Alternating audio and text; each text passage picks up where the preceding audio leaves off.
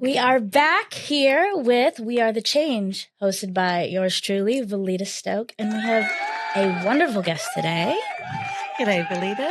It's very nice to be invited today. I liked your little dance. Thank you so much. My name is Leanne, and I work with Ojai Cannabis Company in Ojai.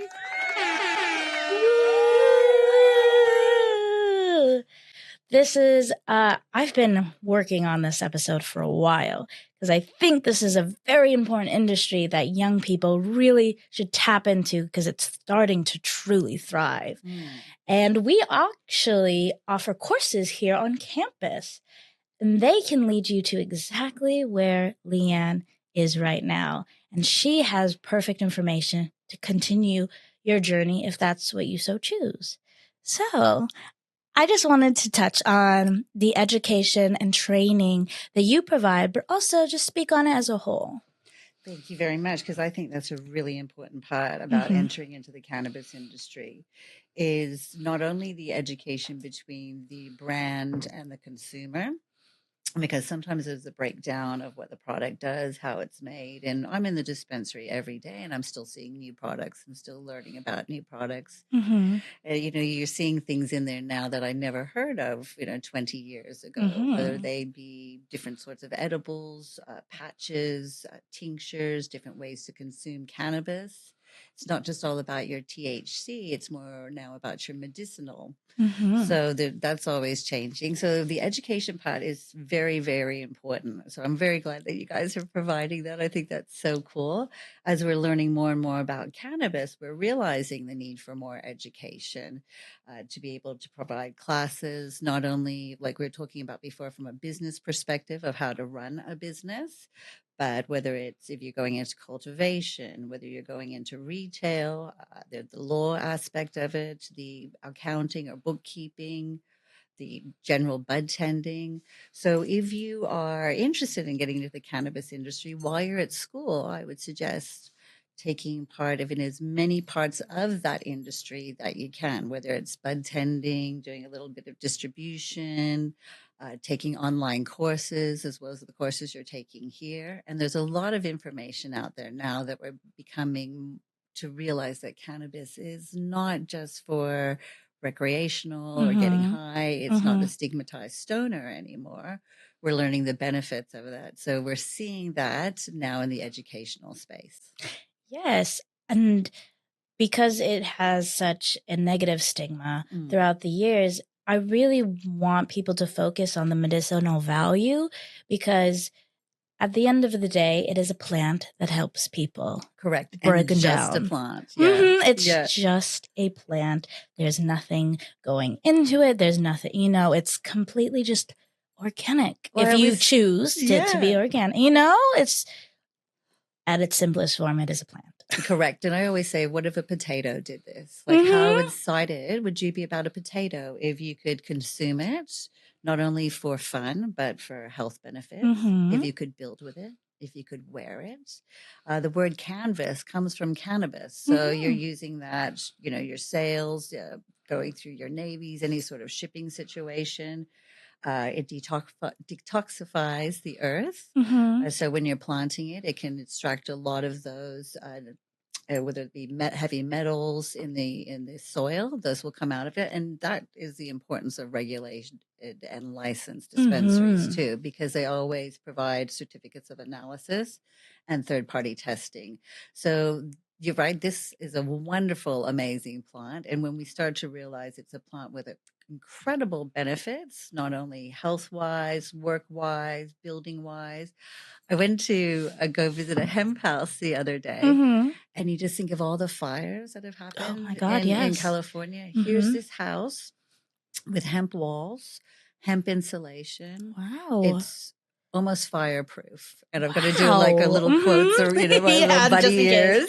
Just in case. But to slow it down and to be able to build a house with using less wood. It's if you're using it to make the rammed earth, you're going to have a product available for you in 3 months as opposed to several years if you're just using wood. So Mm-hmm. to see it doing all these really cool things Yes. is fantastic now. And that's, another place that people are starting to look into the industry is the building aspect of it as well. Mm-hmm. It's just not the consumer or the recreational or, Mm-hmm. what people would call the fun bits. Yeah. Every part of it is the fun bit. Now, I kind of want to take this to a scientific level just to also destigmatize. So you talked briefly about hemp, cannabinoids. Also, there's versus THC versus CBD. Do you mind just kind of going down the scientific route just so people can kind of understand, hello, it's not this big scary thing? Well, I always think when you look at it first, like you say, as a plant, you probably wouldn't be scared of most plants. But if you could, if it was poison oak, you can't touch that. But you can rub this as a topical. It's a safe plant just to be played with in general. But when you get down the side, there's so much science behind it. We started off maybe only talking about THC or CBD, and we're now discovering or being able to research more and more cannabinoids on those. Your THC is what's going to be the psychoactive part of the plant. Now, you can have CBD, which is anti-inflammatory, very good for arthritis, helping out with a relaxation. You have CBG, which is non-psychoactive part of the plant, but the cannabinoid that all the other cannabinoids come from. So sort of like the mummy cannabinoid. This can help with bone regeneration. They're looking at maybe with brain cells, helping with people who have dementia, Alzheimer's. So the medicinal aspects of the plant I think the THC is really the only thing that you could say would be the scary part of it. And this was because it can affect your brain. Yes. And if you're a young person, I always say that cannabis is not for young, healthy people. We all have a endocannabinoid system, and the plant is very good at mimicking that and creating a homeostasis. Now, if you're young, you're healthy, your endocannabinoid system is working well, it is in homeostasis, it's in balance. But as we age, that breaks down, and that's why you're having trouble sleeping. Your grandparents, are eating at 4:30 in the afternoon instead of like normal dinner time. You're looking over and you're like, what is wrong? And why are you up at 3 in the morning? Their endocannabinoid system is slowing down just as they are. So cannabis is really beneficial for people who are aging. It helps them with a little balance, helps them with their eating habits, helps them with their sleeping habits. So when you're looking at cannabis like that, it's not scary. There are times when, and you might have heard stories when people have had green outs, when people have eaten an edible that has not been regulated or from a licensed dispensary. And I'm not knocking, cousin Tommy's brownie from, like sometimes it's that like it grows in like I'm all for it. But there are times where it can be overwhelming for people who are not used to, a heavy dose of cannabis. It can be very frightening. So taking a look at anything that you need to do a little bit of research into. If it is your first time using cannabis, don't be using cousin Tommy's brownie that, has a wow factor. Go to a licensed dispensary. Start off on your low dosages. Start off on, is it beneficial for me? Take notes about what terpenes are available or in the strains that you like or you feel that they're beneficial. If you smoke something and it's got myrcene in it and the caryophyllene, which are terpenes, which are just as important as your cannabinoids. And by the way, your THC level is not all that. Yeah. When you go in there to a dispensary and you have an option to maybe smell it, pop your nose in it, finding those smells that work with you and keeping a little notebook on them for the first 2 months will direct you to the terpenes that work best for you, the cannabinoids that work best for you, because at this time we do not have the ability or we do not have the research. It's all anecdotal.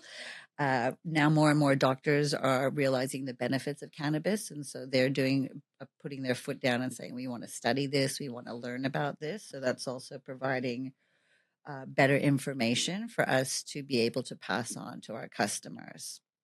because we are not doctors. I have no medical background. Mm-hmm. I probably would do a very bad job at CPR.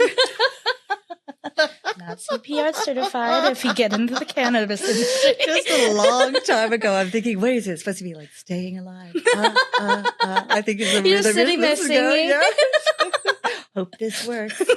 So my connection to, I mean, my mom was a nurse, and that's as far as I've got in the medical industry. So thanks, Mummy. But we do a lot of research, and the owner of Ojai Cannabis Company, or what used to be called Shangri-La, really has pushed the importance onto the bud tenders about why you need to come at this plant from a medicinal background of the plant, not of the bud tender, and also to look at it. If some people don't do well with cannabis. So if you're one of those people, if you are maybe worried about any mental health issues, I would probably talk to my doctor about that. And I would say, if cannabis is for you, because it's not for everybody. It doesn't fix everything. Like anything, it can also be abused. And that's why I also like it being a dispensary too, is because you're not having your young people come in there. You have to have your medical rec if you are 18, 19, 20, 21 and over. Even if you're 103, you're still going to get carded at the door. So I feel that we have a lot of good regulations in place, but at anything, anybody can abuse exactly the system. Yes. So that's what it's, if we can really be aware of that, make sure that we're all putting the plant in the place that we want it to be. And by that, what I'm saying is, taking care of it. If you're interested in this industry, go to a licensed dispensary. If you have younger brothers and sisters, keep your cannabis out of their way. Keep it in a locked place, just like you would, your old-fashioned alcohol cabinet, Or even, prescription medication. You're not just going to leave that out. Correct. It's in a cabinet. It's up high. It's far away from anyone who shouldn't get it. Exactly. And so I think if we're taking those precautions, you're not driving with it. I always treat cannabis as you would alcohol, and probably even with tougher consideration, because I think many of us might have one beverage, two beverages if you're a male who's 6 foot. Do the same with or more with cannabis. Don't be driving on cannabis. Have a lot of considerations for about that. I always think also, if you're in a space where smoking is available and a kid walks by, I still kind of think, oh, all right. Yeah, I know. Yes. Oh, okay. Being conscious of who's around you. And just being considerate of other people's, what they prefer to not be around as well. Exactly. And that's what I also like about the plant cannabis, is because I think it promotes a lot of that community feel. You want to be respectful and considerate. And I think the plant promotes that. Yes, I agree. I'm just so happy that you can break it down in such a concise, informational way, because ignorance is just breeding grounds for misinformation. Correct. So if we are able to educate everyone, not just the youths, it can transfer hopefully up to the older generations, where it can just get destigmatized. But I digress. We think a lot of that generation went through the DARE program. Yeah, and we true. Really, you're very right. Really had that pushed on us. And I think it's now that we're realizing, because I think it was in 1915 and earlier, cannabis was part of your home remedy book. Yes. You would see it used as a medicine, in teas, mostly in tinctures, teas, eating it. It's very similar to a bitter green, like when you're having to eat your kale or your spinach. You can chop up those shade leaves and use them in your salads, just as you would spinach or kale. Yeah. However, I would make sure, what have you been using to spray on it? Have you been using, chicken poop? Yes. Maybe give that a pass. Yeah. Because I'm sure it doesn't wash well. Even so, like Yeah. sometimes you're thinking, am I taking a risk with my lettuce? Yeah.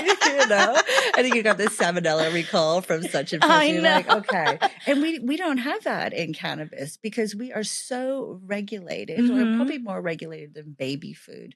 We have to be able to identify where the bud came from all the way back to the seeds. You in some nurseries, you can have 20 to 100 plus cuttings off one plant. You would have to be able to say, oh, that's, one plant and it's 20 babies, so to speak. No, all those 20 to 100 plus babies have to be regulated themselves. So it is a track and trace or metric all the way down to the consumer who is purchasing it. And then that way, it limits our recall. So if there are problems, that's why we have the certificates of analysis. That's why it's good, again, to go back to a licensed dispensary and be part of a licensed area, is you are ensuring a quality of your medicine, whether it's recreational use or for medicinal. And I still think that most recreational users are being medicinal. Yes. Yeah, because it is a stress relief. Uh-huh. When you come home from work, you might have a little, the drinks that you have now. You could have tinctures. I would say instead of coming home and having a couple of beers, it's a nicer, easier way on the body. We're realizing now that alcohol, although there are some immediate benefits for it, for stress relief, that it is more damaging to the body than we realize, causes a lot more issues than we realize too. Yes. Because also, when it comes to either mental illness or just mental problems that you have prescriptions for, some people, that's kind of a harsh answer to their problem. They want something that's not necessarily going to give them this list of symptoms just to fix the one. Correct. And that, I think, is giving people a little bit more control over how they feel. I love it when I find out that people grow at home. And I'll have some people debate, well, does that mean they're not coming to your dispensary? Of course not. It means that they're enjoying growing at home. If you grow tomatoes at home, you still go to the shops and buy different things, and have a look at, maybe if you're growing tomatoes, you're probably really into tomatoes. So you want to go look at what other tomatoes are available. And going into dispensaries, we have a lot of commercial growers coming in too, just to see maybe what's being sold consistently, what else is out there. Maybe you're tired of smoking or consuming your own product as well. So I love it when people are growing. And I think it's a really cool plant to grow. It talks to you. When it's sad, it puts its little leaves down and it's, looks a little droopy. And when it's happy and there's lots of sunshine, it's all happy, it's all spread out and its little leaves. Beautiful. Yeah. And it just talks to you.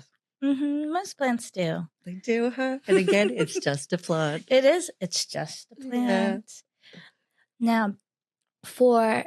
Now, I want to kind of also rise up your education. You were saying that you guys provide classes as well. So after your courses here, there is continuation, and Leanne also provides. Do you want to mention it a bit? Yeah, what we're doing is little classes for people who, whether it's your grandmother, your mom, yourself, like any age range who is interested in learning about cannabis. Coming in, feeling that they're in a safe space where they could ask any question, not feeling like, is it a dumb question? I should have known more about THC, or I'm embarrassed because that time I did eat, Cousin Tommy's brownie and I'm, couldn't get off the couch and I don't really want to mention that. Yeah. We want everyone to know this is a space where you can come in, ask what you want to do, or what you want to learn, or what you are interested in talking about. We have a lot of mothers coming in now. Instead of like having a Chardonnay, can they have an edible? So providing a safe space where you can be educated, a fun space. And we like to have that. We've got a cute little area up there. It's big enough. And as I said, the bud tenders are so educated and so helpful that it's really nice and pleasant to come in and I'd really encourage anyone. I'd love to have anyone come up there and just have a little look, see if this is the industry you want to get into. Yeah. Yeah. Where is this located? This is in Ojai, little Mhm. sleepy Ojai. It's on 408 Bryant Circle, and we are Suite G. So we're a little bit tucked down the back of the parking lot, but you'll see our big green dispensary flags out there. And we were formerly called Shangri-La Care Mhm. Center. So if you see that, or if that pops in your Google, you are in the right space. Nice. Yeah. Nice. So I think that's a good segue too, because when it used to be called Shangri-La, but it is Ojai Cannabis. Mhm. And so now I just want to talk about the kind of the business side of, how things move, and the different branches of where also, maybe you don't necessarily want to be a distributor. You don't want to be accounting, but maybe that's part of it. But, Mhm. the different, the diaspora of the business side of the industry. Oh, well, okay. I think coming at it, I would always say, think of it as a retail Okay. if we're talking Yeah. about dispensaries. Yeah.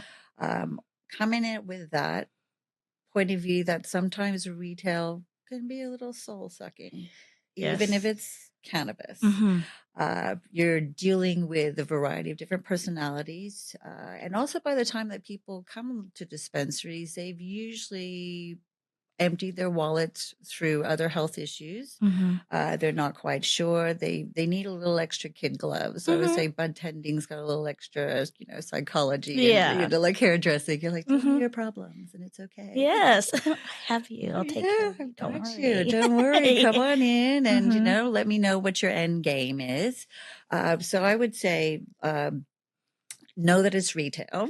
That can be, and you've got, as I said, those different personalities to deal with. So hiring and surrounding yourself with good people. And we're not even going to get into the money you might have to have behind you, the difficulties of advertising, because you cannot say the word cannabis or dispensary on a lot of anything anywheres. Mm-hmm. Can't even have a cannabis leaf displayed in a lot of places. Mm-hmm. And this would depend on your city's regulations, your county's regulations, your state's regulations. So coming, and also there's got to be a lot of money behind you, or be able to be you have access to, because you're going to need your location place. You're going to need a good amount of marketing and advertising, and it's tricky marketing and advertising. Mm-hmm. You're going to need a lot of product available, and a lot of these things need to be in place before you even open your doors. So or before you're making any sort of profit in any way, shape, or form. So being very aware of that, surrounding yourself with good people. And by good people, I mean people who have the same vision that you do, have the same work ethic. Mm-hmm. Apathy is contagious. It is something that you can't even, like if it's your best friend, even knock out or Mm-hmm. shake out of them, let alone if you're talking a good employee. And Mm-hmm. you want to keep your employees. You want them to just be on the same page as Mm-hmm. you, of having, again, that vision, having that drive, surrounding yourself with other people from other industries who maybe did accounting in one industry, and Mm-hmm. bringing over those strengths with them. Maybe having someone who might not necessarily know about cannabinoids, but really knows how to run a good management team. Mm-hmm. I would say those are more important, because you can always learn about your cannabinoids, Mm-hmm. your cannabis. The only one that I would say get a definite with someone with cannabis experience would be in the legal field, because Mm-hmm. there are so many different things, regulations and rules that are changing. A lot of that's happening in the accounting side as well. However, you usually have a little bit of time to learn and to catch up with them. It's not like, okay, this has to happen today, but there Mm-hmm. are some rules and regulations that almost happen within a week. And you're like, oh, okay, I got to be on my feet. I've got to know about this. Uh, having a great attitude towards the plant too, I think helps. I think coming in there and not just thinking you're going to make money hand over fist, that does not happen. A lot of us have put years, decades behind this, taken a lot of chances at times when there was so much stigma Mm-hmm. that you need to really appreciate the plant and what it's going to be doing, the benefits of it, because otherwise the retail side of it will suck your soul. Yes. Yeah. So you have to be passionate about that. Or if it's the plant, maybe helping people, because this plant really does make a difference in people's lives. So seeing that, I think, would be a really good place to start. Having some sort of small business course also is going to be very helpful. Just again, it's retail, it's business, knowing a little bit about what's going to be ahead of you and planning, really, really planning about where you want to be, sort of having that. It doesn't have to be set in stone 5-year plan, but thinking about what you want to bring to this makes it easier to keep to your plan, makes it easier to add your, if you're like, I want to go back to school for this, sort of know what's missing in the meantime. But if you can surround yourself with those people who already have that knowledge, and you're, what do they say? Hire smarter than yourself. Yeah. And then you'll come up to their level. Hey. Exactly. But you might be a creative part of it. Yes. You might be the person who wants to be the grower. That's still smart. So you want to have people who might know something different, because you want to be busy creating. Yes. You want to be busy, focusing on this part of the business, and have other good people focusing on, because you cannot do it yourself. And again, that's the lovely thing about cannabis, is like, I rise, you rise. Yes. It's a community plant. And having people on board with you is also exciting, because you got to go to work. So if you're going to go to work, you might as well enjoy the people you're working with. Yes. My goodness. Yes. Yeah. Yeah. So that's always like, you were just like, oh, you're small. I'm having so much fun with the giggles over there. I'm glad.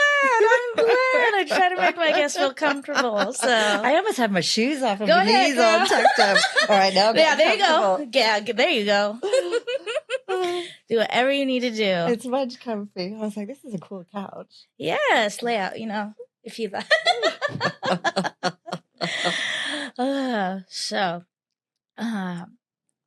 within the last when was it legalized in California? What year exactly? For recreational, that was, I want to say, was it Prop 64? My apologies here for not having an exact answer, and I could always get back to you. But I want to say 2019. Yeah. But 2018, I believe it was made recreational. Medicinal has been around for a lot longer. A lot longer, yes. But to have recreational dispensaries, or to not have to have a medical card. Now, was the 108E tax tied to the 280E tax? Oh, see, there we go. No, I was like, wait, I'm like, was there another tax? No, I thought I memorized the number. Darn. Okay. I wanted to say the exact name. Never mind. But so the 280E rule was, I think, from 1974. Okay. And it was to stop cartels being able to act as a legitimate business, or have fronts, so to speak. So you can't write off your business expenses, basically. Unfortunately, that rule exists on cannabis retail. We are still a Schedule 1. And because of that, Schedule 1 means we have no medicinal value, which is no longer debatable, and that it is a highly addictive drug. There's a lot of debate about that. We all have our personal opinions about whether it's addictive or not.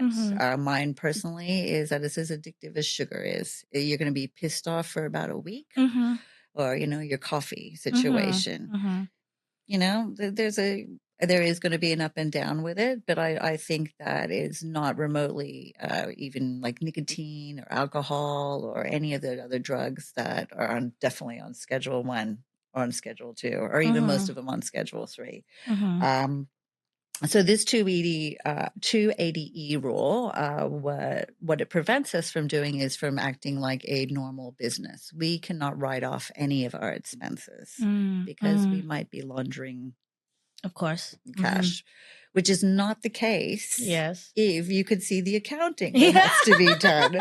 So it's going down literally to the last penny. It's not as though, 500 we can't account for, even 50 or $5. It's literally down to the last penny that is accountable on a daily basis. So this 280E tax rule stops us from acting like a normal business. What it also does is it puts us in a situation where we're almost paying taxes upon taxes and compounding, because we cannot, as I said, write off even the paper, our rent, our employees, nothing. So we are paying a ridiculous amount of tax that I don't think the average public person knows about. It's because they, it's crazy to be putting in that much taxes. And I think people think that there's a lot of money to be made, but all of it's going back into taxes. And a lot of, and we still have.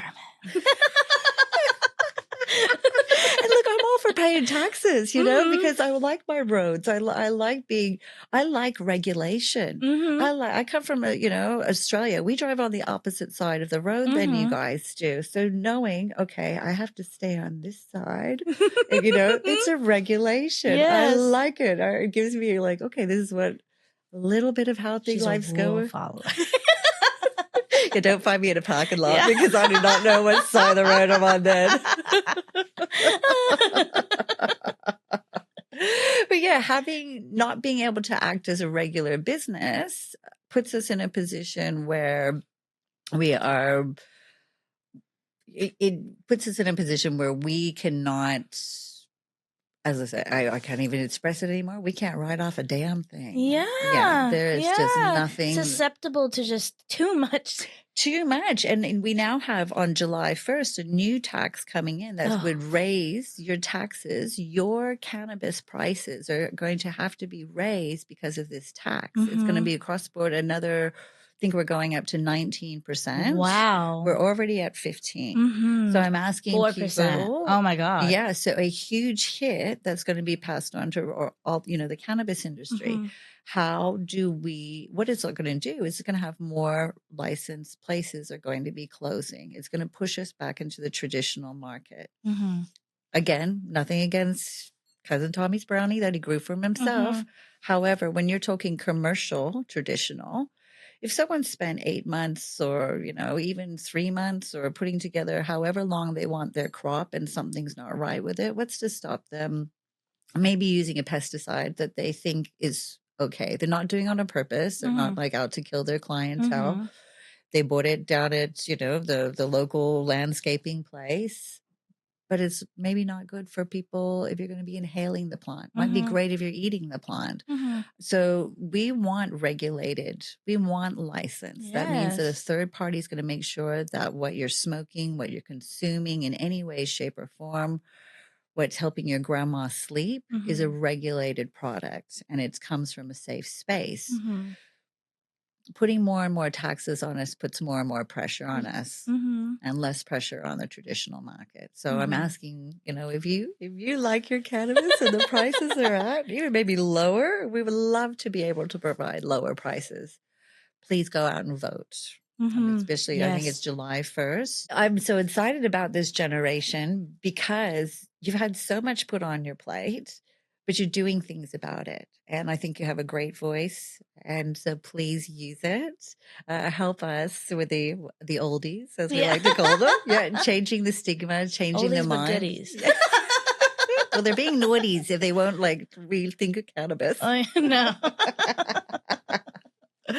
So yeah, if you are a cannabis consumer, please go out and help us a bit, keep our prices down, be able to stay.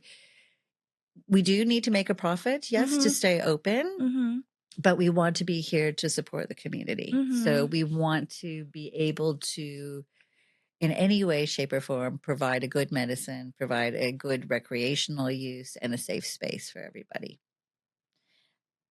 And I want you guys to realize 19% tax on any business, because of the stigma, of course, everyone's going to be like, well, it's good, blah, blah. No, any business at all would be hurting from such a high tax. It's such a hike too. And if you think about it, as we go back to that 280E rule about, more normal businesses, when they go in, they can write off so much. So not only is there that affecting our business, not only is it compounding taxes affecting our business, this tax hike will really put a lot of people out of business. Mm-hmm. And so many retails went out of business this year just because they could not afford to go from provisional licensing to annual Mm-hmm. licensing. It's an incredible amount of money that needs to be behind your retail store. And a lot of people have put their life savings into it. They will ask for investments, they will go from shareholders, but really it is a grassroots leap and Mm-hmm. push to maintain these stores. Yeah. It's of course there are corporate stores around, but the majority of mom and pop stores really make a difference in the area. Mm-hmm. And the more regulated stores and compliance stores that the public has access to, the better quality it's going to be. It Mm-hmm. pokes a hole in the traditional market. And as I said, you can be 103. I'm Mm-hmm. still going to ask for your driver's license when you come into the store. Yes. Yes. That doesn't happen at bars. Let me just put that in perspective. They should. Well, I don't mind being carded on occasion. I'm like, I don't mind. You're right. I just turned 21 like 2 weeks Yeah. ago. Thanks for noticing. For anyone hearing this, no, it is old lady. It is old lady over here. No. Not spiritually. Never. But also, put it into the grand scheme of things, most businesses, if not, I don't know percentages, I'm going to make it up. I want to say it. Around 90% of businesses can write off darn near anything. Yes. Darn near. If you can say on paper that it contributes to your business, you can be at creative writing. Hello. This couch, that couch, this little side table can be a write-off and give you a tax break as a business. But they're not allowed to do that whatsoever. Nope. And you guys need to realize that no tax breaks from any write-offs, and you have an increase of 4% of your taxes you have to pay. My lord. I couldn't have said it better. That was perfect. Like, just to break it down for you guys. Like, if this happens, if you love your local dispensaries, they will be gone.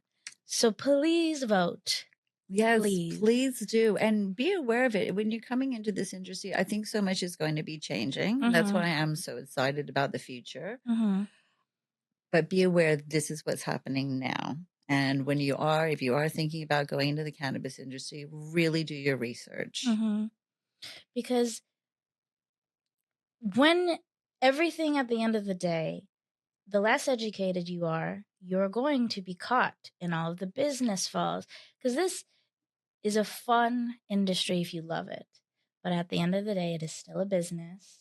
It is still something you have to heavily educate yourself on. Otherwise, yes, it will go in the pooper. Exactly. What do they say? Like, don't plan to fail, or don't plan and you will fail, but far more eloquently. Whatever Gary Vee said.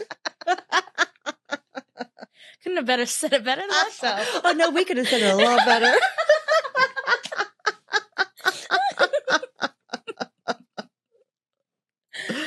Oh my goodness. Thank you so much for having me. I really enjoyed myself. I'm glad. I was a little bit nervous at first, but I really I just enjoyed it. No, I will break that real quick and oh my goodness. No, it's so good. Oh my goodness. So I like to kind of, because we're gonna be wrapping up real soon.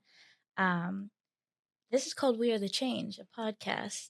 And I know why you personally are the change in our community, but I need you to talk about yourself because you're amazing. Oh. So why are you the change to the community? I'd like to think that I came to cannabis as a stoner. I did not realize what the plant did. And I say I came to, I used to move a lot. And the people who first brought me into their community were the stoners. They were the most accepting. I didn't necessarily mean that you were, getting high or but you were included. And I think that really helped me move. And I wanted to really show how beautiful this plant was and it could be helpful. I have a business partner who has used cannabis to help with her mental health struggles, with her gastric issues. And working with her made me realize, and especially working with Jeff in Ojai, made me realize the medicinal importance of that. And here I was, someone who had worked with been smoking the plant for a long time, and I didn't know this. I knew nothing about something that I absolutely loved engaging with. So the more I could know about it, the more I wanted to tell other people about it. And when you can change someone's mind, and I'm not meaning like through, this is how you have to think or what's happening, but genuinely showing them, hey, this is a cool thing about the plant. What do you reckon about this? Yeah. It does this. Did you know you could do like a house about it? Yeah. Hey, did you know it kind of did this? I would get more and more excited about that. Yes. And so I wanted to pass that on to people. I want people to be excited about something they can grow in their backyard, but they can also take this this is going to be a worldwide industry very soon. Oh, yes. This will take you places you've never been before. And it's just a plant. It's just a plant. It's just a plant. That's all it is. But it's a really cool plant, and I wanted people to know. So if I can change people's minds and a little bit, even if it's one person, I'd love to do that. Yes. And darling, it is here to say, because did you hear how much they're trying to tax them? The government loves their money.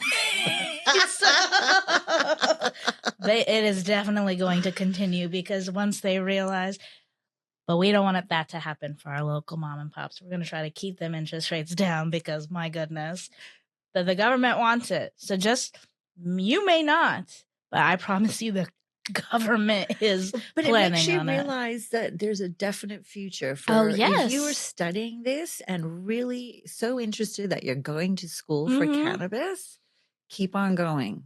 Like, there are going to be some downturns. There are going to be some times when you're like, what the hell am I doing? But that's any business. I was going to say, that's any business. So keep on at it. So much is going to be changing, and it's really exciting. And they need more and more and more people, because we have not seen the end of it. I don't even think we've seen the start. No, I don't think so either. We're part of the beginning. Barely. Exciting. Well, thank you so much. Before we go, is there anything else you want to add? Any upcoming events or your own classes, maybe? Well, we do have classes. Yeah. If you want to hop on www.ojaicannabis.com. We're up in Ojai on Bryant's Street or Bryant Circle, Suite G. And please come in and visit us. Have a chat. Just come see what it's all about. You're more than welcome, and we'd love to have you. Yes, and you may see our beautiful Leanne there. Who knows? I'm there a lot. And tell her I saw the podcast and I wanted to talk to you. Well, thank you so much. Thank you so much for having me. I had a great time. I'm glad. Yay. This is a beautiful episode. I never know what to expect, but it was amazing. Thank you so much.